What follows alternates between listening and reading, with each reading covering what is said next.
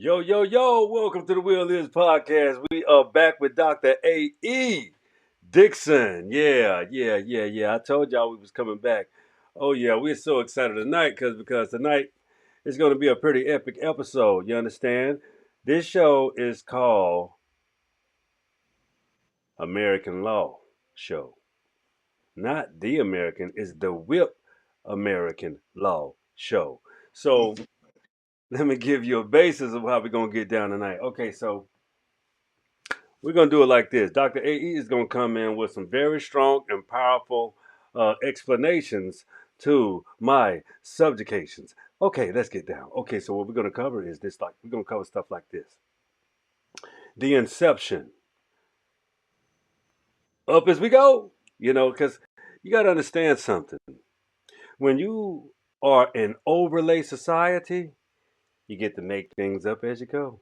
When you're an overlay society, you get to change things specifically and on the go. When you're an overlay society, you get to operate as you want, how you want, because you have orders that are predicated. They call them on high, but really it's just a group of people that know how to do one thing: practice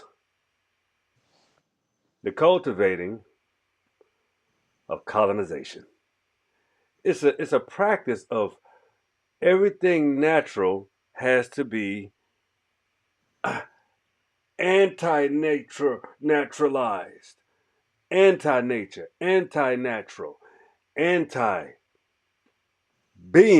anti-man, anti-human, inhumane.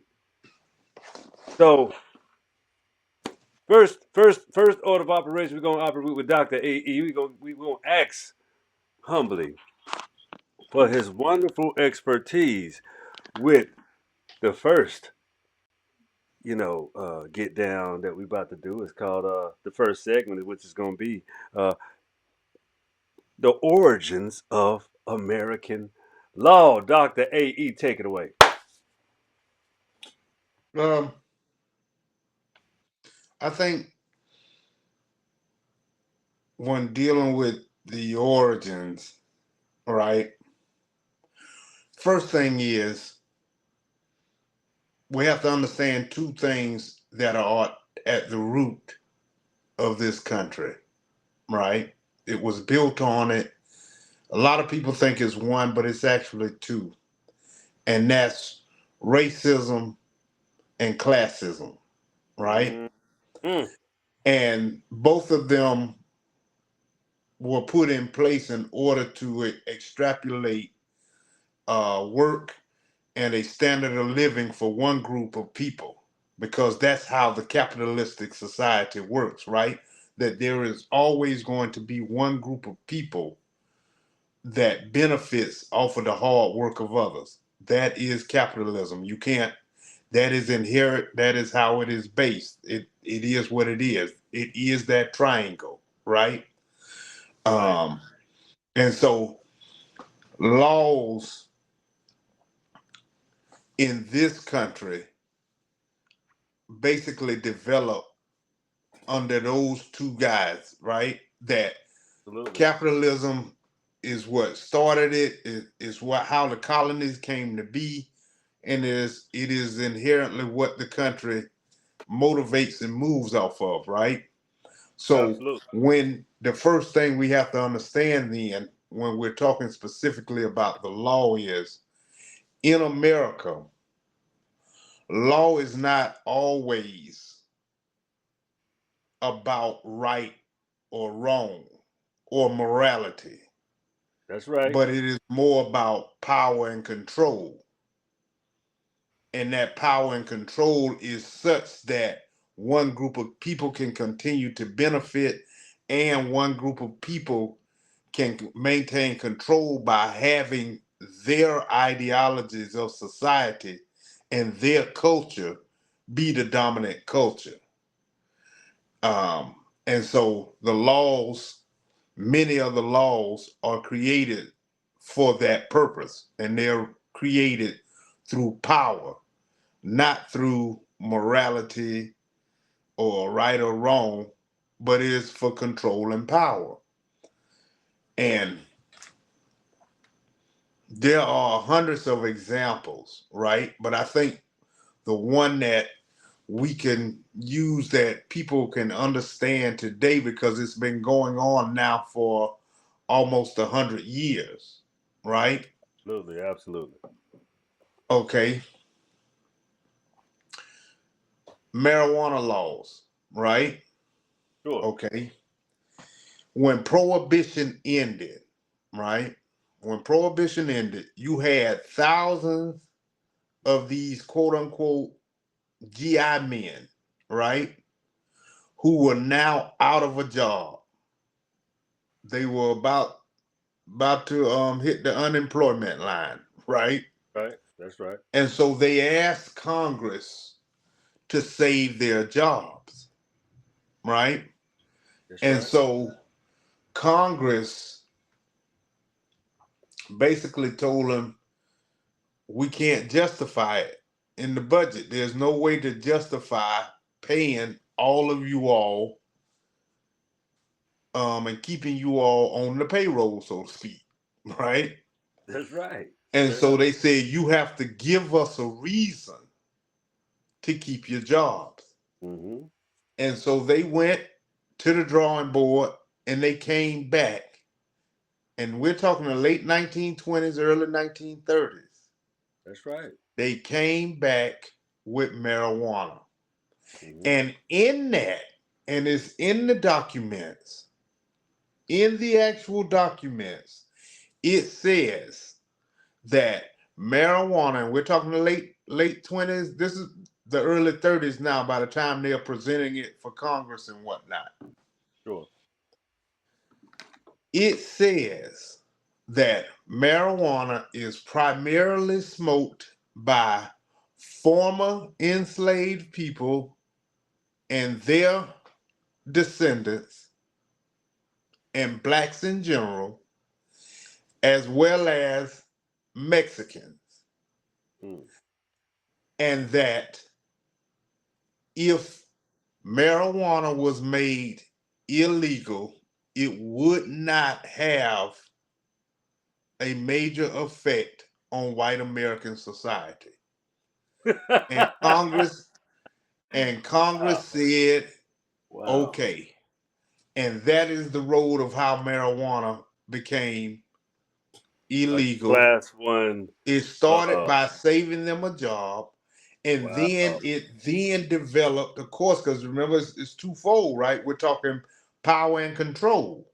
Sure. So the economics was to save them their jobs, save these people and give these people a living, right? Mhm. Give these white men a living and their Right. families. Then it developed Woo. and they quickly used it for now control, right? Sure.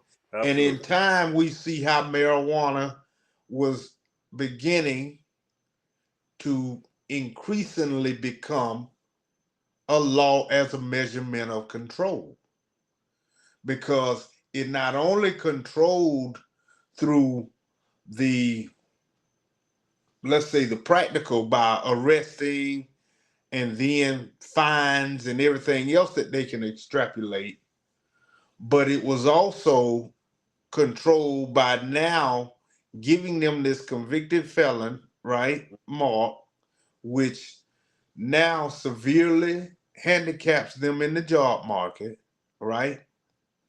But they also, because you are now a convicted felon, we get to disenfranchise. So now you can't vote either. Mm. So it started out as this economic measure to save these large number of white men and their family affected families, their economic conditions, to being that unit and measure, using for a unit and measure of control. So the law dealing from the very inception, the law dealing with marijuana was never about morality. It was never about right or wrong. It was never about that. It started with economic, and then it morphed into a unit and a mechanism for control. And I think that's a prime example that people can see today because we know this, right? We know Absolutely. that these marijuana laws, we've been talking about them for 20 years now. We're going on 20 years talking about the control of marijuana and the usage of marijuana, the marijuana laws to disenfranchise and to also use as a mechanism of control economically, as well as the practical aspects that go along with being incarcerated. Okay. So let me ask you another question. We're gonna segue into Mm-hmm. what you would call we would say COINTELPRO. COINTELPRO and the J. Edgar Hoover welfare system. We're gonna roll into how even how they started, even like you say, marijuana in the 1920s, and let's talk about how they rolled out these different waves in every 10 to 15 year increments of different tools of I would say, well, let's just call it what it is, white supremacy that was implemented to favor, and after we get through rolling to the 10, 15 year incremental drug charade, and how propaganda played into that as well. But I want you to also go into like the little, like you just did wonderfully with the master undertones of how it was just literal creations out of fear, hostility, and control, as you beautifully uh, displayed for all of us. But I want you to go more into the heron in the 30s and so on and so forth. So I know you got a masterful mind and you know these things. So this is American law. Go at it, my brother. Tear them up. Go ahead. Go Are get 'em. we so? Are we talking specifically on the drug laws? No, no, no. This is just the extension of the what they how they use drugs specifically, and how we're gonna caveat into uh,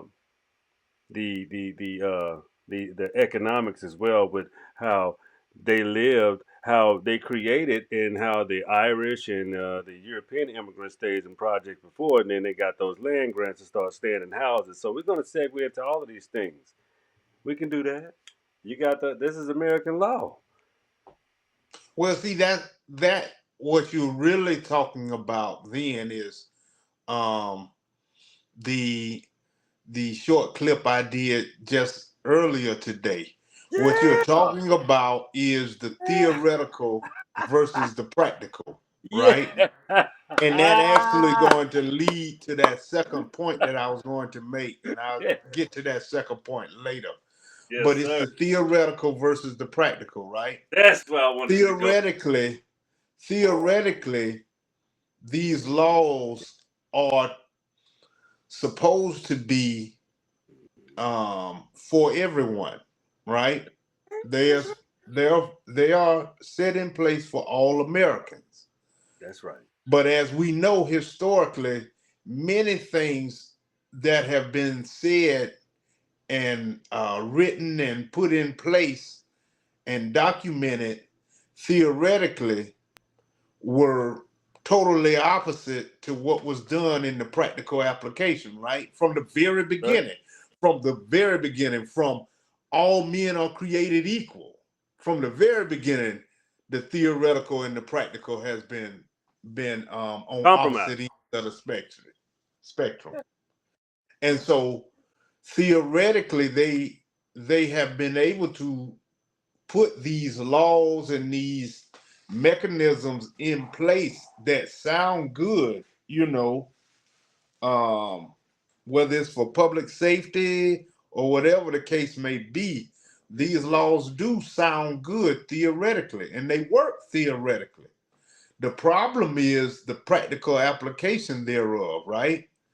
And Absolutely. whether it's criminal law or um, implementations of different measures like affirmative action and things of that nature. Absolutely. It sounded good on paper and it looked good on paper, but But who benefited?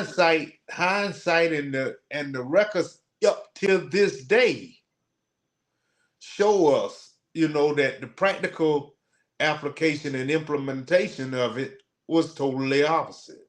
That even with affirmative actions, white women Benefited gained the more. most, which means white America still benefited the most because Yep, most white women marry white men.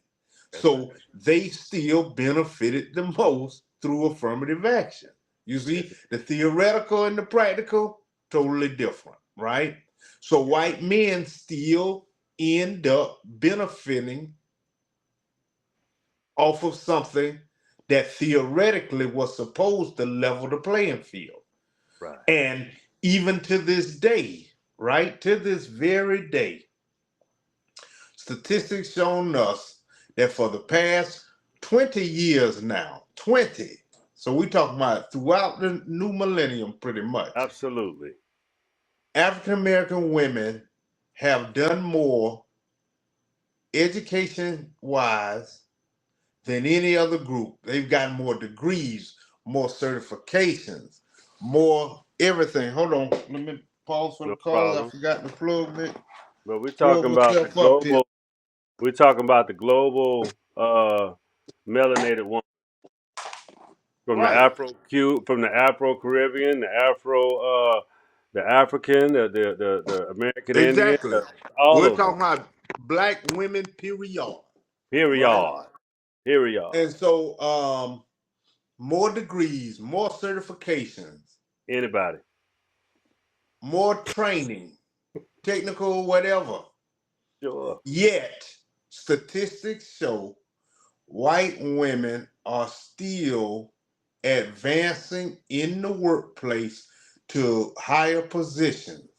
So again, right in our face, we get the same problem that affirmative action was supposed to have been created to handle is still right there. They haven't done a thing about it, right? Absolutely. Because what you're saying is African American women, black women, period, have more training, right? Absolutely. Meaning they're more qualified, In yet you every still way, gave it to every the white woman. facet. But you still gave it to the white woman. So theoretically, affirmative action sounded good to level the playing field, but the practical implementation was that it did nothing and it helped make things worse, actually. Because it causes resentment in the workplace, animosity. It Well, causes a sense not of only that, it alienation. allowed the same structure where white people are advancing themselves economically and giving themselves the power to Unworthy. continue to dominate society Correct. Yes, sir. economically as well as socially. And so that's why I say it didn't do much good because it still gives them the leg up and the power to continue to dominate society with their culture Right. by advancing themselves as always. So Now, okay, you got it. go Go. ahead. You go ahead, brother. I was gonna share a couple of books because this is the American Law Show. So I'm gonna show a couple of books. They're not law books, but they books. I want you to give me your honest. I shared these before, but this is the works of Dr. Neely Fuller, Mr. Let me Neely see that Fuller, other one. Mr. Okay, Neely Fuller. He wrote both of them. The United Independent Compensatory Code System Concept. okay. I'm not completely familiar with that one. That one Okay, looks a lot familiar. this one. Okay, it's the same thing. Yeah, they're the same thing. It just Okay, this. Yeah, yeah, yeah. Pretty so much. give me a brief synopsis on that and let me. Let me Okay, hear. these books describe they're workbooks. So what they really describe is how racism, white supremacy dominates all 9 areas of activity globally because of the basically what we have always discussed on this show is about. I'm gonna go also grab a couple of more books I wanted to share too, uh, which is also very fitting for the show. And that's you familiar with Yeah. the Now that one, yes. Common law handbook. Yeah. oh yeah, and as well as Mutual Roman or whatever. Oh, yes. Mutual yep, Strawman. Yeah. and Um. it's the other one. It's like a Now, here's the here's the thing all right. that and it's actually good you went to those because it actually leads even better to Yes. the second point that I wanted to make sure we got to in dealing with law in America. All right. And that is, and all three of those books you just showed, um, for our audience, all three of those books still denote this underlining theme. All three of those, right? The underlining theme that a law is only as good as it is enforced, right? And that's the root of how the practical application of the law is done, right? That's the root. Yes, The sir. root is a law is only as good as it is enforced. And so another, I have to, because I'm the historian, I am a historian, rather, that's what I do. I have to give my examples as such. The civil rights, we always get on this bandwagon, and we just celebrated it last year, the Civil Rights Act of 1964, right? Yes, Well, we it did. actually took both laws. It took the Civil Rights Act of 1964 and it took the Voting Rights Act of 1965. And the Mm, reason it took both of those laws, and this is a prime example of what we're talking about when we say a law is only as good as it is enforced. The Civil Rights Act of 1964 was very good on paper, but what it lacked was any terminology that discussed enforcement and what happened if you violated it. mm. So they had to come back with in the when they came back rather with the Voting Rights Act of 1965. That's when they put in the punitive measures of how it was going to how if you violated the Civil Rights Act of 64 or the Voting Rights Act of 65, how you were going to be punished. And they knew this though because they had already done this before. When we looked at the convict lease system in the early 1900s, Convict right? leasing laws. There were Yes. cases, Yeah. there were cases where white men were caught in the convict lease system, right? Basically, and that was just another way to enslave us. Absolutely. And in the convict lease system, right? Hmm. The laws originally had no punitive measures. So white men were coming to court saying, I'm sorry, I'm guilty, I won't do it anymore. And they said, Right. okay. And they go right back out there and do it again. And Because did not. there was nothing that said they had to go to prison, jail, pay something, nothing. Just, I'm sorry, my bad. The law said I can't do it. But there was no punitive measures. And it was the same thing, that's what I'm saying, with the Civil Rights Act. And even on smaller levels, like, well, not smaller, but state levels, right? The state of Virginia had laws against interracial marriage, right? Those laws stayed on the books for another 20 years, Sure did. 20 years plus. They were on the books, they just weren't enforced. You see, and so that's the key to understanding, right? especially again with those three books that you just showed. Absolutely. A law really is only as good as it is enforced.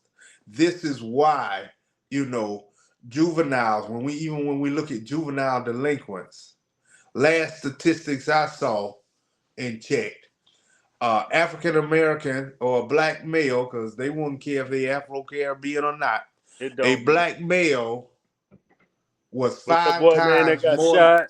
That Yarrow boy that got shot by the white boy, the white old white man that just bow shot him through the door trying to get his brothers and sisters. I'm just saying, yo, the people with this complexion when you come to this land is very. You need to understand American law. I And the want you to support application thereof. See, it. we keep wanting to bend and hold on tight to the laws, but the problem is when their laws often get violated because they're not being enforced. And Right. that's what I was about to say, right? The last time the statistics I checked, last time I saw, a black male juvenile was five times more likely to be incarcerated and put in a juvenile detention facility than Mm, their white counterpart for the same charge. Latino males were three times more likely. yeah. So it's all about the enforcement, right? Absolutely. So when uh when Khalid gets arrested, he's going through the system. Absolutely. But when William gets arrested, William's parents are going to be called, and Bell. then they're going to sit down and they're going to talk to William and they're going to give William a chance. And there's no paperwork on William because William is walking out of there with his parents, while Khalid is sitting there and their parents don't even know where he is. And they calling around the city for him, asking where he at. So And we have to understand that, right? We got absolutely. to understand the practical application. You Mm. know, how is it you can't bring people of color in? Now forget bring them in. You can't even write them a speeding ticket without it turning violent. But you have brought in the last 5, 7 mass shooters.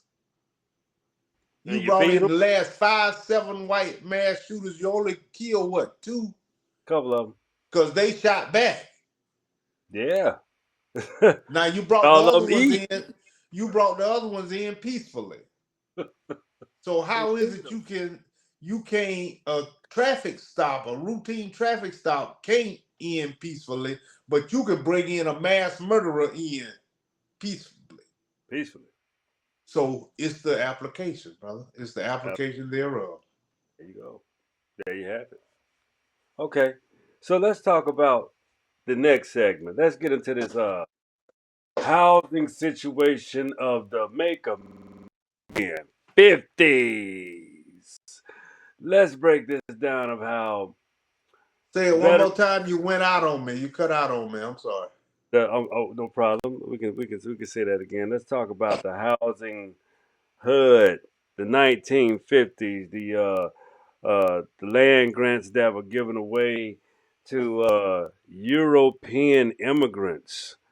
Let's talk about how whites found themselves in places of unknown territory on Indian or native, the pretendian territories.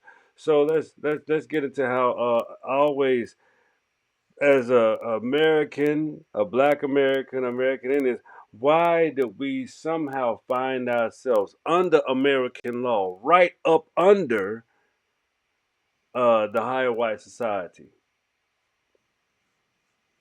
Well, because it was designed that way. The easy simple is that the easy answer it was designed that way, right? That the law was put on the books and it was said that it's for everybody, but is not going to be applied. And we see it even bigger now, which went back to what I was talking about, racism and classism. The Yeah, wealthy don't even think about it, right? at The all. They don't wealthy, even see the you. They wealthy ain't got to look see at you. the wealthy look at it totally different, right? Yeah, And we're absolutely. talking about all different types. We're not talking about just criminal law. Mm-mm.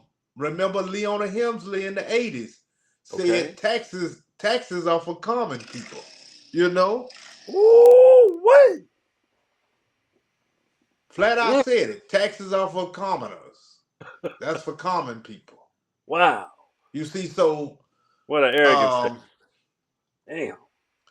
what we're actually witnessing now with the age of technology, with the internet has really broken everything wide open, right? Yeah, yeah, Um, absolutely. but the Information. thing is, what we're also witnessing Mm-hmm. is the Gilded Age times 10. Woo! And what I mean by that is the Get Gilded on. Age, that was the time when the wealthy stopped feeling bad about being wealthy anymore. You know, they stopped feeling any guilt and whatnot, Remorse. and they began to flaunt their wealth, That's right? right. And not only did they flaunt their wealth, they also began to create this gap where they would vacation together. They would have these neighborhoods far off and have their own security where you quote unquote commoners or middle class or lower class people couldn't come. You know, the ideas morphed, of course, into these gated communities, That's right? right. But Yeah. this was the Gilded Age, right? This was That's the right. time where wealthy people no longer, and so now, please, we're in the Gilded Age times 10. This is It the is elite. for the world to This for the see, and elites. right, Yeah. you either, if we truly are in the haves and the have nots, For real. if you have, you have, and they're going to put it in our faces, you know. Um, and they even, they capitalize on it by putting it on the internet and on television. And Lifestyles of the and rich and make famous. you like it. Yeah, because you want to be us, so go ahead, but we know you're not, because we gonna keep doing the things to circumvent the number. You. Because even though we have more millionaires Mm. than ever before being populated, right? The generational wealth number is diminishing. Absolutely. So what that means is more and more people are getting the $1 million and they're making $1 million, but things are being structured such that um, You can't your put your top of the elites, your wealthy of the wealth that have all of that generational wealth yeah. are able to generate, whereas those who may reach it and reach that seven figures, it's still that much harder to continue to get that wealth. People think, oh, all I got to do is reach it. No, Got to there's a lot of maintain it. things, you know. That's the difference. See, the thing is, it's a whole lot of. I just want to add to what you're saying because it's so important for people to understand these levels of class systems that keep being multiplied into subsets. You know what I mean? Mm-hmm. So you have these different um, ideological, economic uh, silos of like people with likenesses, right? And once you build this type of new world, you have to be careful with how law is written. American law is currently uh, in a fight for its life right now. So I want you to expound upon how internet laws with even right here where we on this platform, YouTube, and when you have like I told you I got hacked on FB, and how I'll never go back there because you ain't got to scar me but one time. So it's like you got these different platforms and how we got to be careful. And I know you wanted to expound upon that because it has to do with again this American law situation that has also transcended and transformed other democracies and other ideological and methodologies that were implemented on people globally. So I know that was a mouthful, but I know you're a doctor. You can handle it. You can handle all this shit. So tie their ass up on that. Go in and give them that good educational, Well, knowledgeable work on that, my brother. Please. well, the what it really what it really boils down to, right, is Mhm. that the farce that we have always told ourselves and told the world, right, that we are a country of laws and all Mm. of that good stuff, All right? right. All right. That farce can no longer be used anymore because everyone in this country and now the world knows that economics drives everything in this country. That's right. Even religion, churches become victim, pastors become victim to the economic urges and the greed, right? Oh yeah. Economic Economics permeates every aspect, even the law, even the law. It doesn't matter whether we're talking criminal law, divorce court, civil, um, that dealing with taxes, you know, whether it's like I said, civil or criminal, right? That's right. That's right. Criminal is probably a little more outward, but it's there, right? Yes, sir. You catch a charge, you go to court, you go with that public defender, your chances are not as good in some cases because you got some excellent public defenders out there too. Indeed. Yes, But indeed. the number and the statistics say if you can hire and you can pay for a better lawyer, you're gonna get a better outcome. You Hmm. see? That's Now, right. well, even on the civil side, right? On the Yeah. civil side, Mercenaries. Yeah. we have statistically witnessed Hmm. that when people go to court with these civil cases,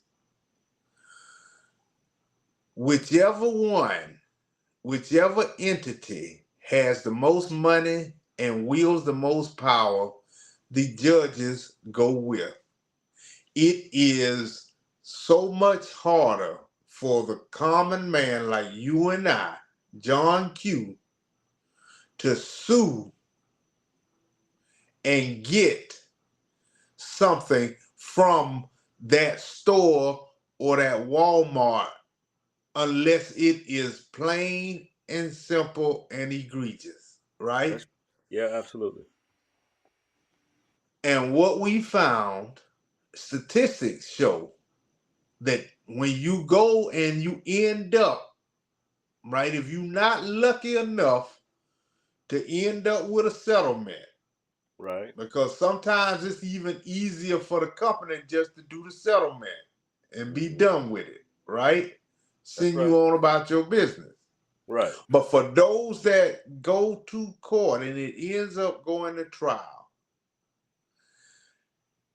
you in trouble when you get that bench trial because the judge in over 70, 75% of the cases Last time I checked, it was really at 80% are going to go with that entity against the common man.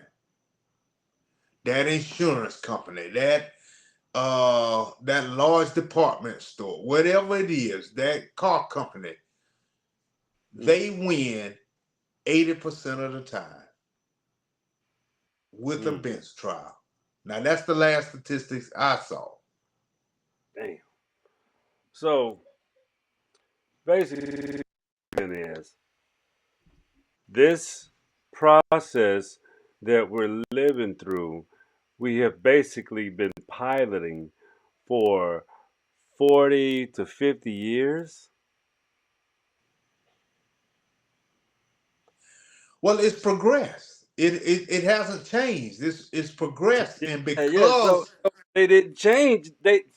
So with they soul progression and that ideology, which is this the purpose of the show, right? This is American law. So is there really law, or are we just uh happen to get to a place to where everything's exposed is out? So we're not necessarily we have all of these wonderful systems that keep us functioning as a republic as well as a democratic functioning society. But have let's be honest, this is the last question because we just want to we don't want people to lose sight of the wonderful information we put out. So I need this last question to your wonderful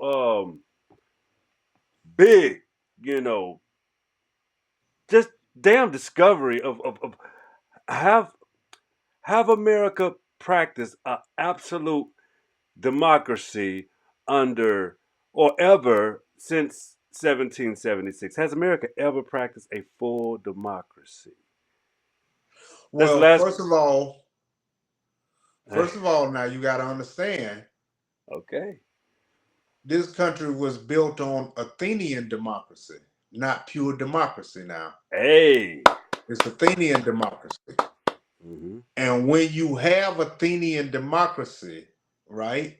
Autocracy is Athenian still dem- there. the only downside or because nothing's perfect, any man-made system imperfect. So with Athenian democracy, you always have the chance and the ability to have an oligarchy. That's right. And so now we are faced, right, Yeah. clearly with an oligarchy. There we have it. But let's be clear now. It's not like we've seen it before. I mean, we've had the Southern oligarchy where Yeah. only white men could vote, Yeah. then only white people could vote. So there's been an oligarchy. Or This country's autocracy. witnessed it That's before. an autocracy, though, right? And Right, by see, definition, that's an but autocracy. see, an oligarchy though is a little more strenuous It's rougher. because the numbers Mm-hmm. are smaller, right? That's But the that power is as immense. large. I won't It's just say immense. larger, but as large. So Yeah. what we're saying is, you know what Walter Cronkite tried to tell us what now 25 years ago, right before he left the air, that we're headed toward an oligarchy and that oligarchy is on its way. And we just about there now, Um when you have, right? When you have things in society where you have just accepted that to a certain degree, certain people are above certain laws, Oh then boy. an oligarchy exists to It's some coming. level. When we have, Affluenza. right, we have technology now where these people Mm-hmm. have gone and created an app to mimic the stock market trades of certain And, politicians and because man, these politicians are making money from what normally for everybody else would be inside trading information. That's right. Absolutely. But the But lobbyists, because they're a politician and they're privy to that, they still are able to go and buy and trade stock and everything else, knowing they have this information because of the position they're in. And so we just now accept that and simply adapt by having these apps that can make the same trades that they make because we can't all that stop stuff. them, Right. or we haven't been able to stop them from doing it themselves. So we just join along now. We got the app that'll help us kind of even the playing field a little bit. Yeah. So that we So can say all of that, y'all right. all of that is clear indicators that there's an oligarchy, right? That's That right. there's a group of people, because you got to remember the capitalist society is that triangle. That's So it. as you go up, the smaller the groups get, the tighter that triangle gets. Mm-hmm. But they are still benefiting from that wide High base base. of So American citizens. yo, we're gonna do a part two on this, AE. What you think? Sure, I love what I do, brother. So I do too. Man, anytime. this was man, and once again we ran for we did great timing, but I love for our information to be tight and right, for so that it's compact and there's so much built in it. And when because we on once or twice a week, we're gonna do another show tomorrow. I don't know if we're gonna do part two with this. We'll discuss it. I'll discuss it, of course. We'll discuss it, but I think this was an epic show. American Law. Um, American law is very, as y'all see, very loosely based and only applicable when it's popular or when it's political. So, yeah, we're going to have to do part two of this show, AE. We got to Okay. do it. We'll do it tomorrow. We'll probably do it tomorrow morning. And, we might run another show back into, how we get back into this, what people want to know with the specifics of the terrains. We might have to run back to Florida to talk about tunnels and who built those star forts and Fort Pickens and how they try to give that to the Spanish, but yet and still, you know, America was an egalitarian society. So we're gonna get into all of these type of things. Me and Dr. AE, the great doctor, the specialist. We're changing the game. We're changing history. We want to participate in the new coming of what we've already known and what we really have to do. We taking it day by day, step by step, and we staying diligent. And AE, Doc, I want you to give us our closing remarks for the night. Keep it tight, but you got it. Closing remarks when terms of law is not to forget that many laws are based on power and control, and that a law is only as good as it is enforced. So the theoretical and the practical don't always coincide. And so we have to be diligent in making sure that the laws have those measures such that they can be practically applied. And then we have to stay on those to make sure that they apply them the way they should. Perfectly said, you guys. Hey, this is tonight's show. I think it warrants a part two. I see Dr. AE agrees, so I need y'all to say it with me. We're gonna close it down for the night. But I want y'all to remember and know and say it with me. The will is yours.